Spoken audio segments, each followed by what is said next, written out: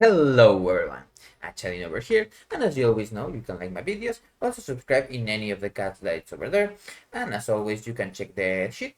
I think it's kind of cool. You can see a lot of videos about Subtlety and also about General Rogue for things like news and other places. Even if no one cares that much about those, I still do them. Kind of want to have them even there. So let's talk. This is going to be a long video, so strap up, get a cola or something. We are going to talk about Sublative Rogue in this expansion, Dragonflight. As you know, I've been playing Rogue for quite a bit, around almost 20 years. It was not my main until Cataclysm, but I've been playing Rogue apart from there, mainly about that. I did have some ults and things like that, but Rogue was my main, and I especially liked Sub Rogue for quite a while. Of course, there were times where it was just completely unviable and we played combat or assassination. It is what it is. But on this expansion, I think that in all of the raids you could play Solidity without much issue. Apart from, of course, some bosses where it's completely a pain. Like Council, I'm looking at you. I hope you stop existing. Where it is. Council of Dreams. I hate you so much. But other bosses, of course, we also had our weakness and our strengths. There were bosses in Vault of the Incarnate, we did really well. Remember the Primal Council, where we just did Black Powder and things like that. Dathia, we were also really good. Kurok, Bootkeeper, Rasageth, especially Rasageth because of the way our cooldowns worked. Even if Assassination had more damage for the last phase, we didn't care because so was so good in the other phases. And then most of the other bosses were kind of, let's say, easier. So it didn't matter that much which one you played. Broodkeeper, of course, you also had that change. So first of all, as you saw me looking at Vault of the Incarnate, let's talk about Season 1 sub. Season 1 sub was spread across different iterations. And you remember at the first time, we still used many of our talents, and of course it was a different talent tree. But most important was the focus on Gloomblade, this talent. And of course, not the talent itself, but the way our builders worked. We also used T, Cecil T, because all the other talents were kind of bad.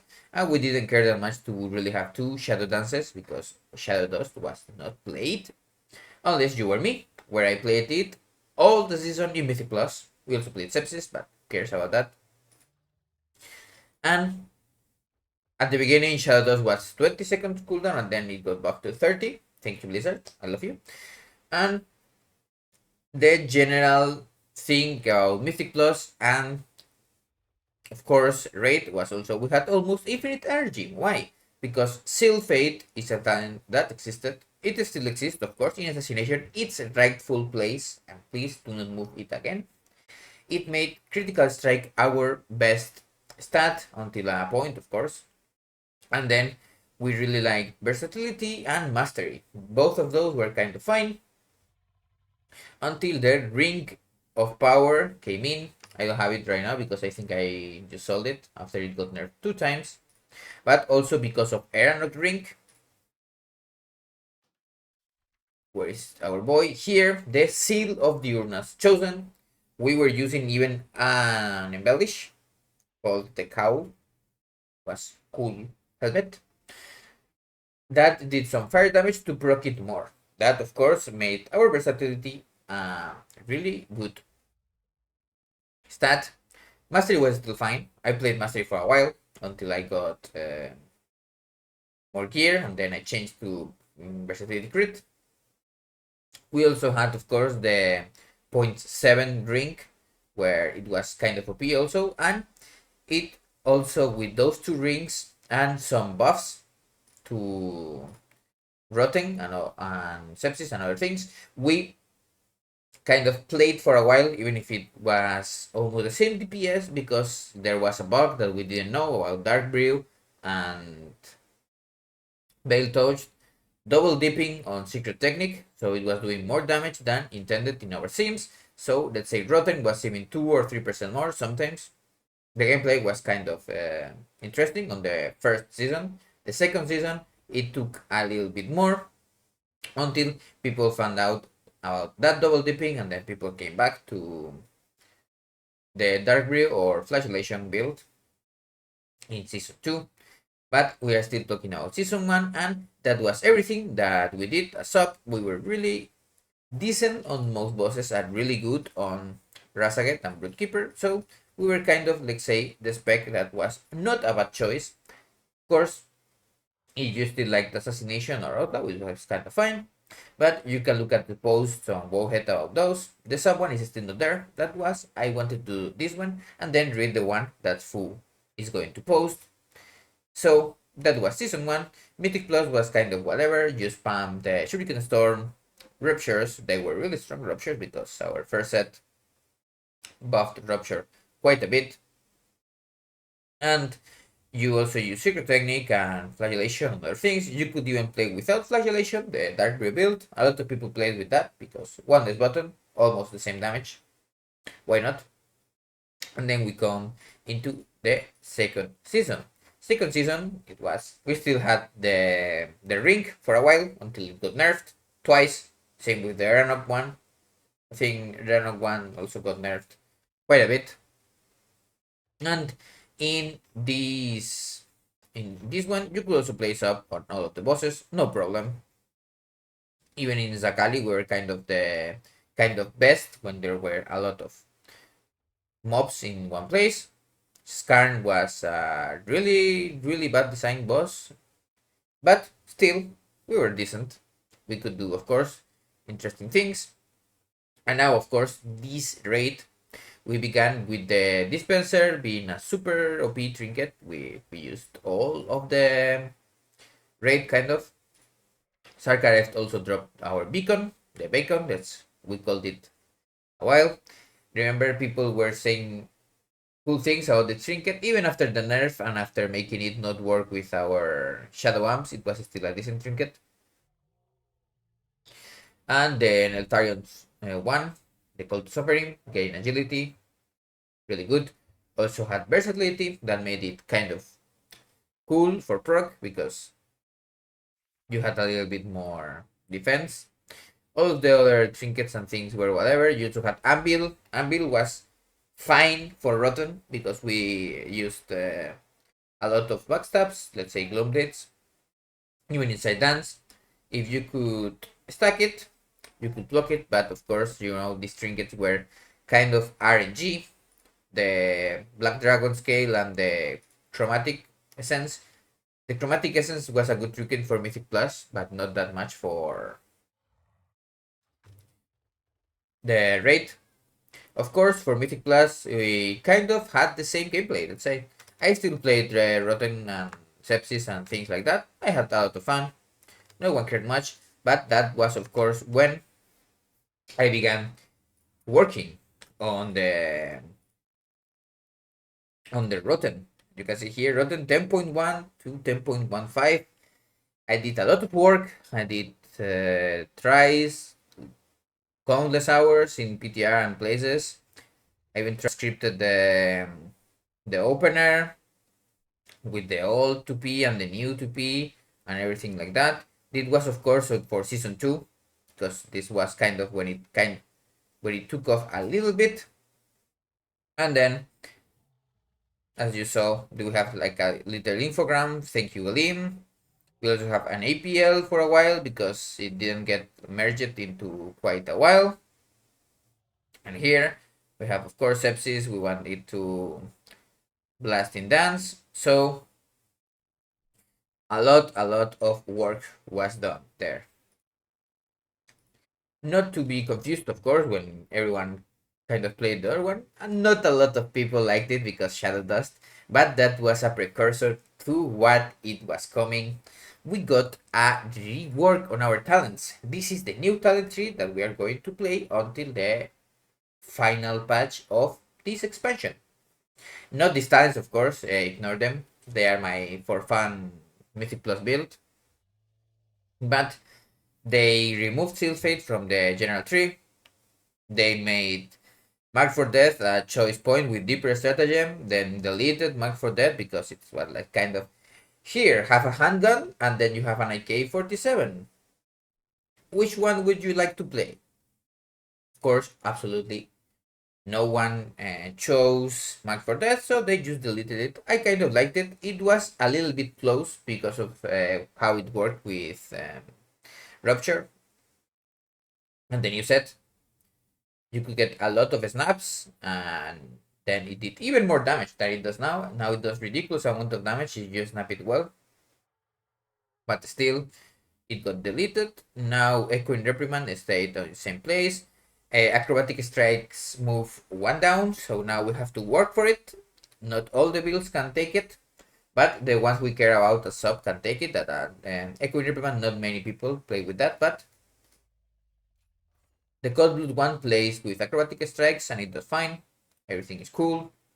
We also got cool things for Myth Plus. We have the Airborne Irritant, kind of stole it from Outlaw, don't tell anyone. And then Blackjack, now it's a good talent. We even use it on Tindral to great effect to get the aura that the trends have to have 30% less effect. Really, really good. One of the few things that kind of works even in raid combat. So, of course, our utility, the poisons, numbing poison and atrophic poison is still there. There are still some builds for Mythic Plus with T, but I don't really recommend them. They're kind of a crutch, and even then, it teaches you to use T wrongly, so not that much that you cared about that. Deeper Stratagem and Shadow Dance are this one, of course, will not change much, but the second stack of Shadow Dance was what changed a lot of things, and also the way this tree works. I want to show you, for example, the thing that is the normal single target. You always want Shadowcraft and Dance Macabres. That's are like say the de facto good talents. Then of course you also have for single target Swift Death and other things. Right now I don't have any build that has like the normal talents because I'm trying things on Tindral, but I can just put a real fast one for the just some talent changes. Of course you don't use Tornado, you use this. And Weapon Master, it's whatever. You use Inevitability, you don't use Rotten. And it's this one, but instead of Improved Shuriken Storm, get this. And then you can choose, of course, to get Premeditation on First Dance. I recommend Premeditation because First Dance is quite annoying. So this is kind of the bread and butter of what we play on most bosses, unless you like to play some weird builds like me, with ER or Sepsis or whatever. Some things we change depending on boss or not. And also for Mythic Plus, we have some different builds. Almost all of them, of course, use Cold Blood because it's quite a cool thing. You also have Finality. There is one build without Dust. And some people like to play a High Keys because you can use Cloaked in Shadows with Vanish. And then you get that shield that it's almost a 400k shield. Very, very useful. And that's most of the things for Season 3, apart from in Mythic Plus, we kind of still work really well. Even after all the changes, after the things, the only kind of thing that people may be a little bit angry about is we do know, well, not that much damage outside our cooldowns. We became a cooldown centric spec. So you even run out of energy if you begin using Shuriken Storm and then finishers. Even if they are full mobs and you are getting out 7 combo points, you are not going to break even in energy because Shuriken Storm went from 35 to 45, so it's not happening. But apart from that, I and a lot of people are really happy about the changes to cooldown based spec. Some people, of course, don't like Dust because you have to plan around things sometimes or be dynamic in Mythic Plus, and people don't like dynamic things. That's why they play a PvE game instead of a PvP one. If you like dynamic things, you play PvP. If you like scripted things, you play PvE. That's kind of a thing, but still, some people like Dust, some people don't. Of course, everyone says You want a choice, whatever, whatever. If there was a choice, no one would play that like before, when it was almost the same DPS, but you have to do a lot of things. Not many people enjoy it because why work to not get rewarded? Now you get rewarded if you work well, but of course that also comes to the last point. Is Dust going to still be a thing, or our other things like Shadowcraft and Dance Macabre in the next expansion? This is kind of the last thing that we may want to think about. Chances that those kind of talents stay, at least we know that Shadow Dance and Shadow Blades are going to stay for the most part. Let's pray about that. And now other things that may stay, Flagellation, I think it's a really loved talent. Sepsis, I don't know if it's going to stay, to be honest. It kind of, it has like a vibe, but not a good vibe, because it doesn't work with premeditation. So it's kind of whatever, to be honest. The 2 strikes that you get for free were a really strange thing that they did. I couldn't reprimand. It's whatever, to be honest. Cold Blood and T with Vigor. I think T and Vigor are going to go away from us, at least. But Cold Blood is kind of cool. I hope it stays. Secret Technique, of course, we hope, we pray, we love it, that it stays. Now, Rotten, I don't think it's going to stay. Quite a bad talent, and it didn't have a good personality, let's say, on the second round of talents. It even got nerfed for some reason. It was 1 builder 50%, now it's 235. It seems like a buff, but it's really not, because you were using it on Sepsis and now it does less damage. Weird thing. Gorimo's Bite, it does its job, but it's still bugged. It does damage, it does things. Things like Lingering Shadows, it just got completely obliterated. Shadow Focus, we already have a lot of Frenzy inside dance, we don't care that much. Gloomblade and other things, we don't care. To be honest, I quite actually like its in Execution and Ephemeral Bond. Really cool defensive options. Weekend Decision is also fine. I do hope they don't make the same thing with Thrift Death, where you have to take a lot of not throughput talents. And it's even better, but that's also a weakness of our talent tree. Most of our general things are just low profile. They don't do much. So you can literally lose 2 talents and still come up ahead. Or 1 even, because you only lose 1. But still, my hopes for the War Within is we get. I will not even mind if it does disappear. I like it, but it's not like I live by it. And we stay still as a strong cooldown centric class, even if it's 1 minute or 2 minutes, whatever they want to do. Just make Flagellation 2 minutes stronger. And with Blades, we bump a lot. Shadowcraft and Dance Macabre are really cool additions. I hope they stay. Things like Dark Shadow and other things that just improve dance are kind of boring, but they are also useful. I hope they also stay. Finality, just something that is there. Hope it stays, but if it went away, I won't care that much. And that was kind of a rundown of everything of the expansion.